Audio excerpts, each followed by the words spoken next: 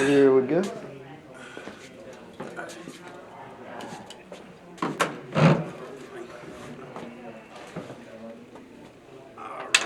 Welcome to Life in a Headlock. Okay. I'm Pepperjack Jones, and you are? I'm Big Ramp. What's going on with you, my brother? Thank you for coming on Wrestling Life in a Headlock. Okay. It's a little indie thing. I'm trying to help you get indie wrestlers out there, or indie managers in your case. Okay. Just a little bit of everybody, help them out. Okay. I'll have to reword some things because you are a manager. Okay. But it's a series of questions. Just answer them to the best of your ability. Okay. If you screw up, it goes to YouTube because I don't edit nothing. So Hey, I'm from that school too, and not editing nothing and putting it straight on YouTube. that's it. If you screw up, you screw up. Yeah, it I is what it screw is. up. It is what it is. That's it. All right. Well, here we go. Who trained you to be in pro wrestling? Well, my training in pro wrestling started like on the job. Like, you know what I'm saying? Like the people that I started working with in the beginning, it just was like, they just threw me out there and I started just doing it. Like, you know what I'm saying? And after that, I've been basically just running with a lot of established veterans who've been training me as we go. So, you know what I'm saying? So that's been a couple of years now, and I think it's been working all right, you know? Well, I know you trained as a manager, but had you trained as a wrestler at all? A little bit, but it wasn't really for me. You know, managing is kind of what I wanted to do, and it was what I wanted to do. It was my forte. Well, this kind of got next to where you were. But who inspired you to be a manager? Was there a character, or was it a family member, or anything like that? Gary Hart. Gary Hart, really? Gary Hart, Playboy Gary Hart. Paul Lee, Cornette, just a lot of them. Like, you know what I'm saying, I always gravitated towards the managers because they like most managers. The ones that I like were bigger than life. You know what I'm saying? Just like you knew they were out there. They didn't have to do that much to be out there, but you knew they were out there, and you know what I'm saying, and they elevated their clients to a level where it was just good for the business. Period. That's true. Let me ask you a question. Who was your favorite out of the managers? Did you have one? My favorite is, I have to say, different times in my life.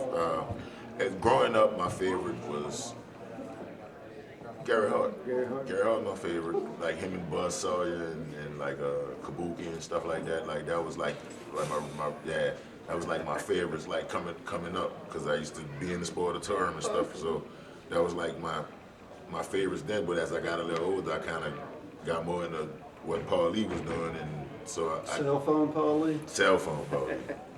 Like, you know what I'm saying? That was Like, my favorite, yes. yeah, like, you know what I'm saying? AWA Paul Lee, All right, well, let's see. How did you get your wrestling name, or is that your God-given name? you know, say before I got into wrestling, I've been blessed to being able to do a lot of music. And I've sold a couple records with a couple groups, you know what I'm saying, like and some things, you know what I'm saying. So I've been Big Ramp professionally for at least 25 plus years, you know.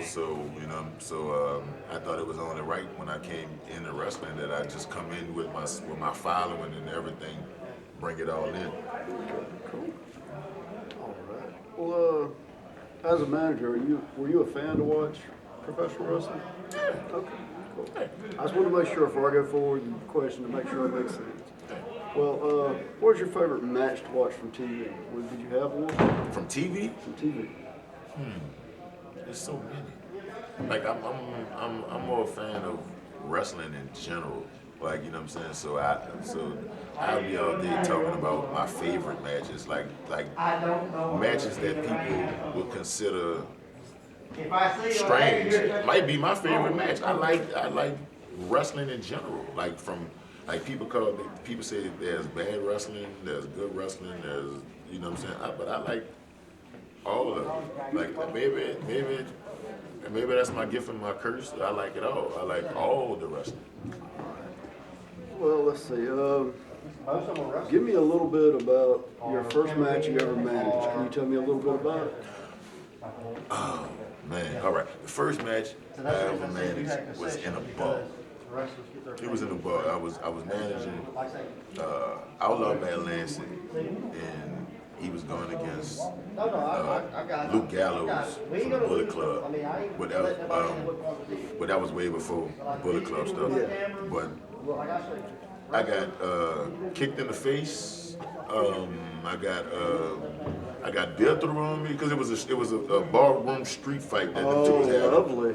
And I don't know, like now, because it's years later, I'm thinking about it. I don't know if it was a rib from the boys in the back or what, but I dressed up like Gallows, and I went out and I did my shtick in the beginning and all that. So I don't think he really took to, you know what I'm saying, the liking to that. You know what I'm saying? So I mean, I got hit with a barricade. I got the first match. Got hit with a barricade. Got knocked off the apron with the big boot. Like, but it was all my fault. You know, it was all my fault because at the time I didn't know where to be at. Like, you know what I'm saying? And so you learn to not be what you can get that to happen to you. Like, hey, but you gotta learn. But you got out there too. Yeah, you know what I'm saying? And now I know to not be in those type of areas, you know what I'm saying? Like, that's why I'm fleet-footed now. Wow, I don't blame you. You gotta be light on them feet nowadays. Yeah. All right. Well, what is your favorite match that you've managed so far? So far? Mm-hmm. Oh, it was, I'd have to say it was, I've been managing Rodney Mack. And, Red Dog. yeah, so it would have to be when I managed Rodney Mack in the NWA World Heavyweight Champion Jax Dane versus Charlie Haas and Ray Rowe. It was in Crowley, Texas, for the NWA IHW New Year's knockout. Matter of fact, it was last week. Really?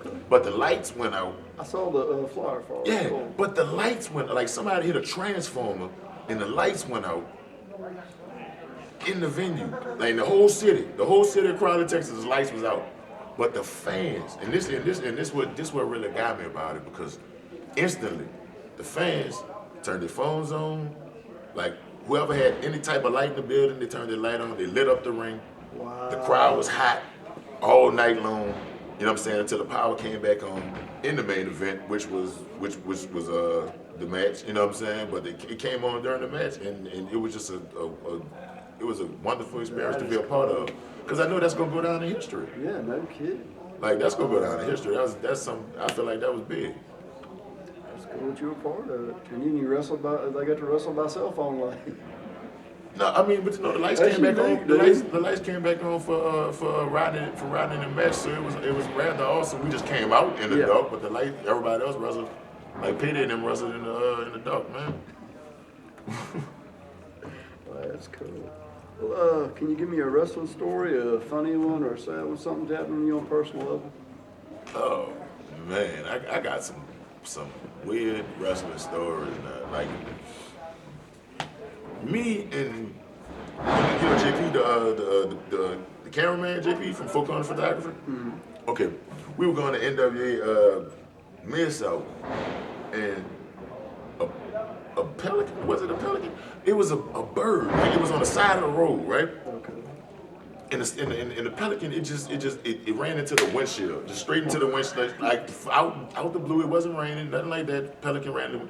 Every time I'm on the road, weird things happen to cars I'm in. I swear, we were going, I think to North Carolina, and I swear, we were joking about Bigfoot and Sasquatches and skunk apes and all those type of things, right?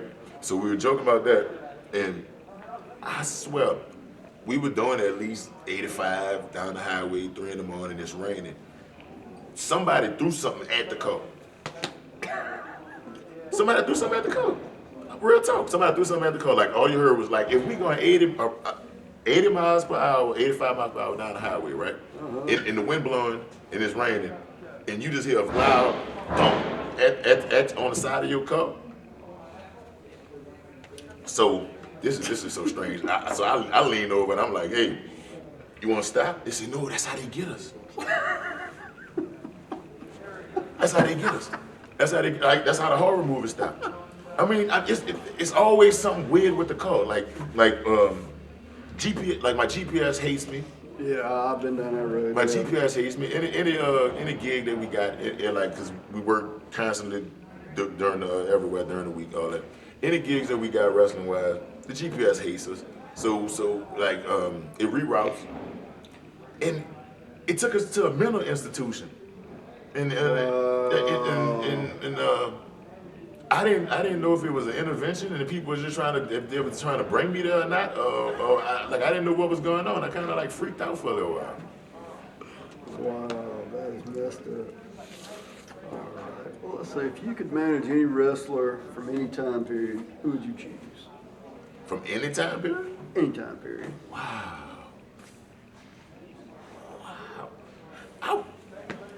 Being the person I am, right? Mm-hmm. I would want to manage the Nature Boy Ric Flair.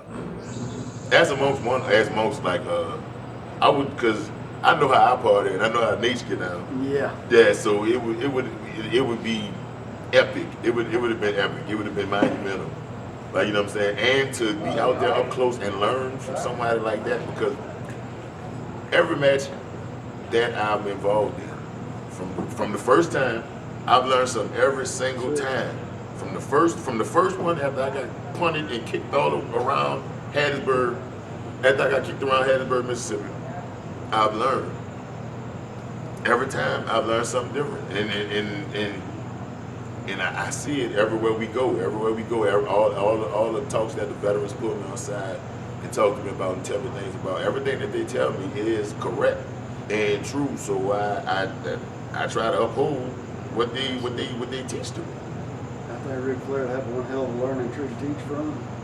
Yeah, I mean, I had like by me being in music before wrestling, I've been blessed to meet him and talk to him and have conversations with him a couple times about some stuff. You know what I'm saying? Before I even got into the business, you know. So I partied with him, so I know how you get out.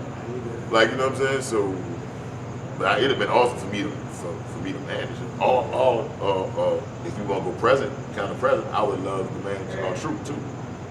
I like what he's doing now. Like, I mean, yeah, I like what he's doing, but I mean, I know so much that he can do, like from his original days down to his TNA days to what he done now. Like he showed you all aspects of the character. Like, you know what I'm saying, from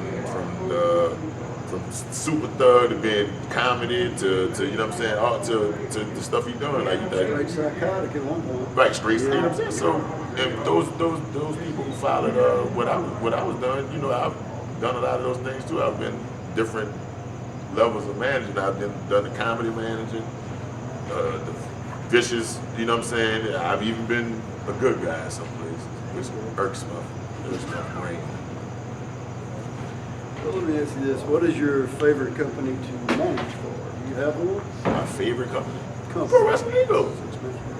Pro Wrestling Eagle. I mean, because when I first came to Pro Wrestling Eagle, right?